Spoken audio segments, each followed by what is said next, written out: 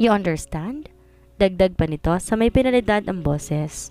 Kaya't dahan-dahan na lang mga akong tumango dahil nakadama ko ng takot ngayon sa kanya. He walked past me but before that he held my wrist and dragged me alone with him inside his house cuisine. Nakatingin tuloy ang lahat ng tao sa loob ng restaurant ni Lewis. Lalo pang mga kakilala naming staff ng restaurant. I tried to free my wrist from him but his old magnetic navy blue eyes turned me with devilish. Nagtataka ako sa biglaang pagbabago ng mood ng boss ko pagdating namin sa house cuisine para mananghalian. Nakita ko sa mata ni Jeff na siyang nag-serve sa amin kanina ang pagtataka. Kilala ko lahat ng staff ni Lewis kaya't alam ko nagtataka mga to pagdating namin. Lalo pa na makita nilang hawak-hawak ng boss ko ang kamay ko pagpasok ng restaurant. Baka anong iniisip ng mga to tungkol sa akin. Umabot na 1 linggo bago namin natapos suyurin ng buong isla. Di ako masyado nahirapan habang kasama kong boss ko sa pag-iikot sa buong isla. He's very gentleman actually, and I do have some things to got to know about him. Mahilig to sa seafoods, di maarte pagdating sa pagkain. Paboritong tambayan ng tabing dagat kasi mahilig daw mag-swimming. My son never get close to anyone aside from Lewis. That's why I was wondering why he got easily acquainted with my boss. It's like there's something special between them. Napansin kong pareho nilang pagkahilig sa basketball. Minsan dinala niya si Alden sa park at nakipaglaro to sa anak ko. Nakita kong katuwaan nila pareho. Nagniningning ang mata ng anak at kapag kasama niyang boss ko. Maliban pa ron may mga bagay din akong napapansin sa kanilang dalawa. Maraming nagsasabi that my son and my boss has the same features. Ang mga marites naming kapitbahay, lalo na si Aling Suling hindi napigilang magtanong kung si Sir ba ang ama ng anak ko. But I ignored them.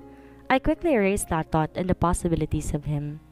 Lumipas ang 3 buwan. Di pa rin nakauwi sa Lewis sa Cebu. Nasa Manila pa rin to. Na makausap ko to sa phone ang sabi niya may mga inasikaso pa raw sa negosyo. Pero nangako tong uuwi sa araw ng kaarawan ni Alden sa sunod na linggo. Pahinga muna tayo, champ. Inihingal tong umupo sa bench katabi ko. Si Alden naman tumabi rin sa kanya at umupo. Inabutan ko silang dalawa ng water bottle. Tubig nyo. Sabay abot ko sa boss ko ng 2 water bottle. Binigay nitong isa kay Alden. Nandito ulit kami ngayon sa park na mamasyal.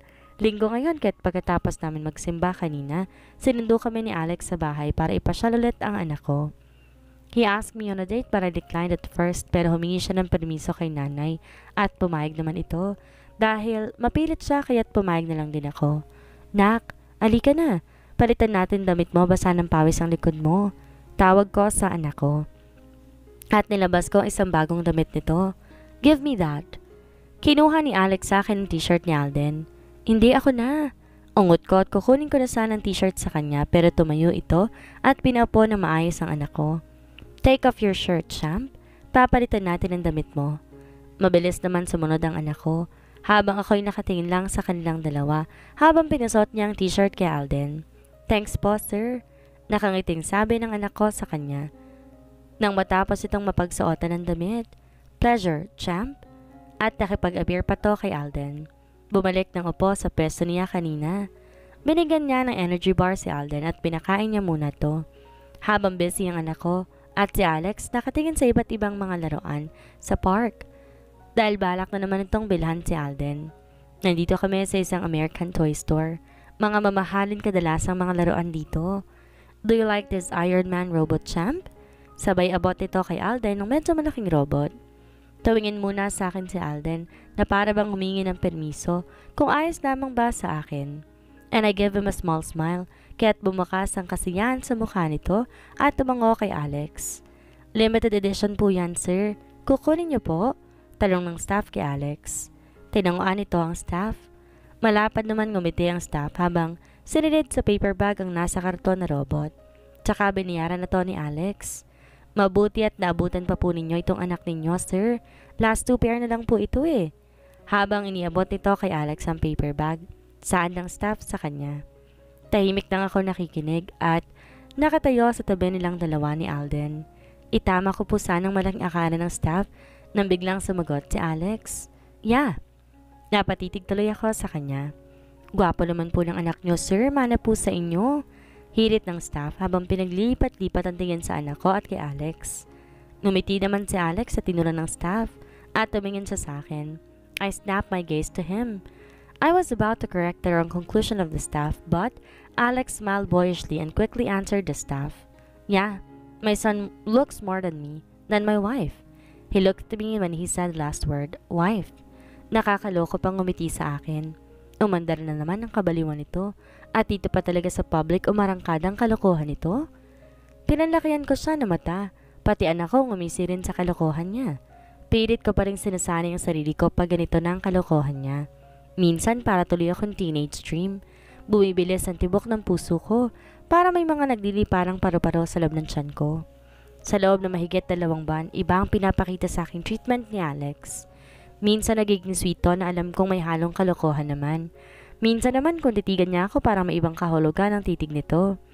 Naging malapit to sa akin mula na matapos namin ikutin ang buong isla. Nahiya nga ako minsan sa mga kasamahan ko sa resort dahil baka anong iniisip nila tungkol sa amin ng boss ko. Panay saway ko kay Alex sa pagdating sa trabaho, huwag akong bigyan ng special treatment. At ayoko sanang bigyan ng ibang kahulugan ang pinapakita niya sa akin. Pero kapag nagde-date kami kasamang anak ko, minsan nagpapahiwatig siya sa akin. But I always ignored it, every time. Nagdadalawang isip pa ako. Takot kasi akong sumugal eh. Maya-maya lang may isang babae na may kasamang batang lalaki ang lumapit sa akin. Mayaman ang aura ng babae. Mukhang dayo lang to dito. Excuse me, do you have a pair of that toy? Sabay turo sa laro ang robot hawak ni Alden. Ang tinatanong ay ang staff ng toy store. Para lamang man lang kay ang mata nito pagkakita niya kay Alex. Mukhang magkakilala silang dalawa. Napansin ko rin ang biglang pagseryoso ng mukha ni Alex. Meron pa po ma'am. Narinig kong sagot ng staff pero ang babae wala na doon ang atensyon kundi na kay Alex na. Dumako ang mata nito kay Alden. Lumapit sa akin pagkatapos ngumiti kay Alex. Alex, oh you're here.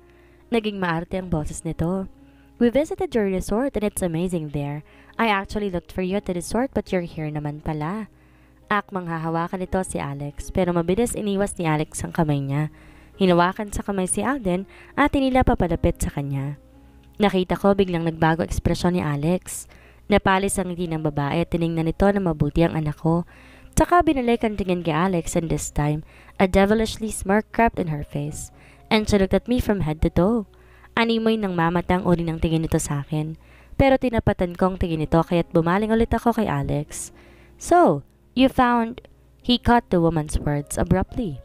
Welcome and enjoy your vacation here, Gina. Anong ibig sabihin ng babaeng to sa sinabi niya? Nakita ko umigting ang panga ni Alex nang umisi ang babaeng tinawag niyang Gina. Excuse us. Saad nito sa babae sa seryosong tono. Mabilis kinaraga na si Alden, then he held my hands and quickly got us out of the toy store. Alex, sandali. Pero nagpatuloy to sa paglalakad habang karga-kargang anak ko na mahigpit din nakakapit sa kanyang leeg. Huminto lang to nang malapit na kami sa sasakyan niya. Alex, teka nga, ano bang nangyayari sa'yo? Tanong ko sa mababang boses. Naguguluhan akong tumingin sa kanya. Binaba niya muna si Alex. Binuksan ang sasakyan at pinasakay ang anak ko. Tsaka pa niya ako inarap and he's now back to his authoritative aura. He sighed. We need to go home. May meeting pa ako mamaya. Nakalimutan kong sabihin sa'yo, pasensya na. He said with a calm and cold tone. Then he motioned for me to get in the car. Nagtataka man, di na lang ako nagsalita pa at sumakay na lang din ako. Sir Champ, are we going home na po? Tanong ni Alden kay Alex. Oo, we need to go home early, Champ. May meeting kasi ako mamaya. Susunod na lang ulit babawi ako. Kilindatan pa rito ang anak ko at saka binabaan tingin sa daan. Thank you for this Iron Man robot, Sir Champ. Nakangiti to habang nagpapasalamat kay Alex. Nang makarating kami sa bahay, hindi na ganito nagtagal pa. Pagkatapos kargahin ulit ang anak pagpasok sa loob ng gate, nagpaalam agad to na aalis na. Nagtataka man pero hindi na lang din ako nagtanong pa sa kanya. Kinabukasan, habang nasa information section ako, may isang foreigner na lalaki lumapit sa akin. Natangkad ang lalaki, halatang mayamanin, sa ayos at forma nito. Medyo bata pa to, tansya ko magkasing edad sila ni Alex. Excuse me ma'am, can I ask you a favor? He asked with his thick English accent. Yes sir, what is it? I politely answered. Lumingon to sa labas at tumingin sa nakilalang souvenir item store. Sinundan ko kung saan to nakatingin. This time, seryoso ng mukha nito. Can you help me buy some souvenir over there for my girlfriend? This is not the first time that someone's asked for help to buy some souvenirs, kaya I generously nodded to him. And he gave me a sweet smile and he said, "Thank you, ma'am." Abang tinutulungan ko siyang mamili ng isang pampasalubong sa girlfriend niya, pakiramdam ko'y may pares ang matang nakatingin sa akin sa malayo. But I quickly ignored the thought. Baka napapraning lang ako. "You think my girlfriend will like this?" The foreigner asked me and saw the beautiful rare melody metal wind chime. "Yeah, this one is beautiful and rare, sir. I think your girlfriend will like it." The foreigner nodded with glistening. He quickly bought the beautiful chime. "Thanks for your help, ma'am." "You're welcome, sir. Enjoy your vacation here," I said and waved, and I'm about to turn around and leave when he spoke again. "I'm David, ma'am. Thanks once again. Nice meeting you." Pagpapakilala nito, tinuro ang nempe nito sa dibdib. "Nice meeting you too, Sir David. Have a good day and enjoy," I answered with a smile. I waved and turned to leave, pero nag-angat ako ng tingin sa opisina ng boss ko sa itaas. Nakita ko nakatayo to sa terrace, nakatingin sa ibaba na palagi ko'y nakatingin sa akin.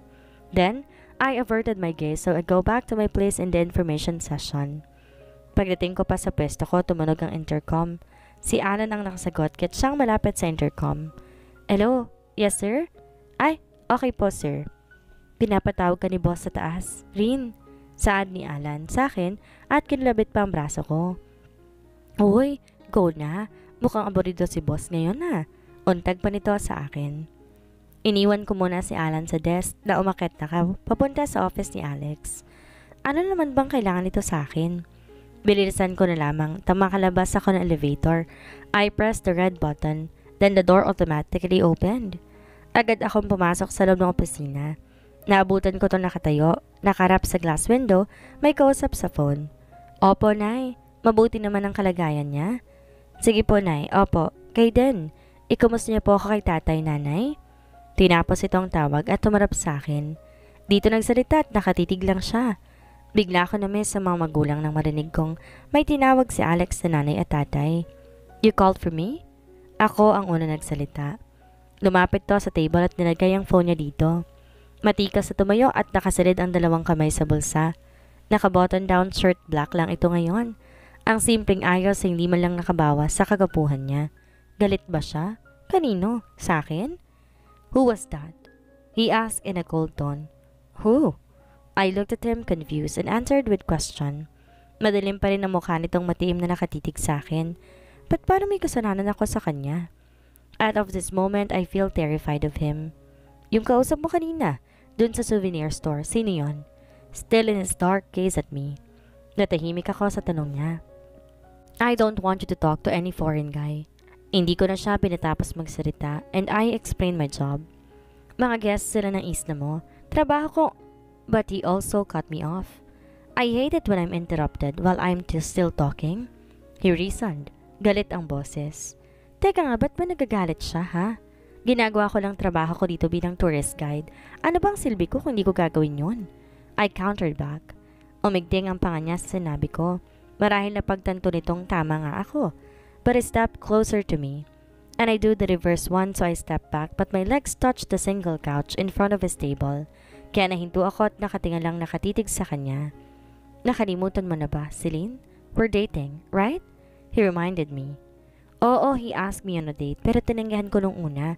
Kasi nga may anak na ako at wala sa isip kong ganitong bagay. Pero sadyang mapilit to at pati kay nanay humingi ng permiso. Pati kay Alden. Kaya napilitan ako pumayag kasi nga makulit siya. "Baka nakakalimutan mo rin anong sagot ko?" I spat. He grinned devilishly at my answer. Unti-unti ako nakaramdam ng takot, pero bigla ring may kakaibang tibok ng puso ko. Dati yun, di ba? But we're dating already, right? Kasi pumayag ka na. Now I will ask you, be my girlfriend, Celine? Hayagang tanong ito. Nanlaki ang mata ko sa tanong niya. Di ako nakasagot kagad at di ko inaasahan na tatanungin niya ako ngayon na maging girlfriend niya. "Alex, ano bang sinasabi mo? You are my boss and it's working hour." Kinakabahan kong sagot. He looked down at me and smirked devilishly, his eyes full of amusement while he is scanning my face. "Yes, I am your boss, Celine. So I can do whatever I want because I am the boss.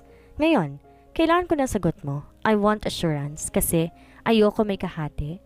Maramot ako, Celine, kapag gustong gusto ko." Direktang sabi nito sa akin.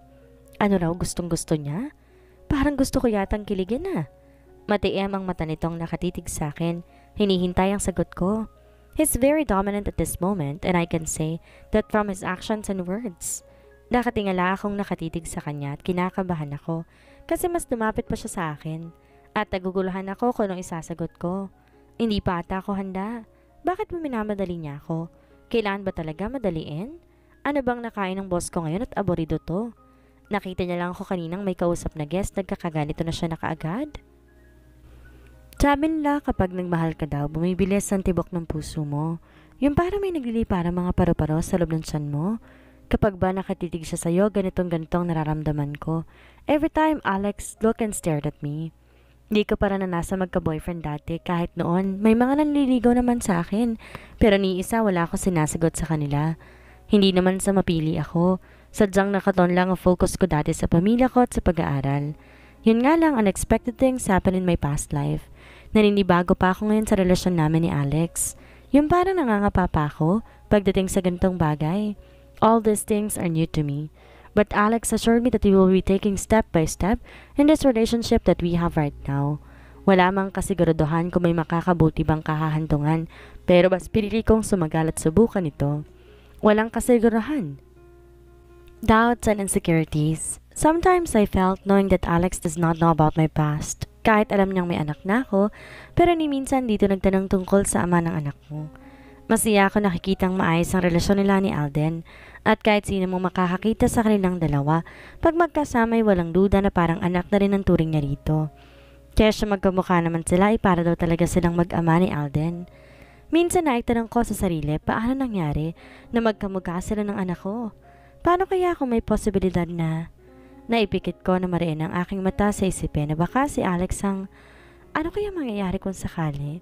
Mapapatawad ko kaya siya o mangingibabaw ang pagmamahal ko sa kanya? Oo, masasabi kong nahulog na siguro ako sa kanya kahit sa maikling panahon lamang. Marupok na akong marupok. Nararamdaman ko ring mahalaga ako sa kanya the way how he cared about me, showing me affection. At kung makatitig siya sa akin, pakiramdam ko, parang ako na may pinakamagandang babae sa balat ng lupa. Yun ang pinaparamdam ni Alex sa akin. I chose to make our relationship private. Good thing Alex agreed.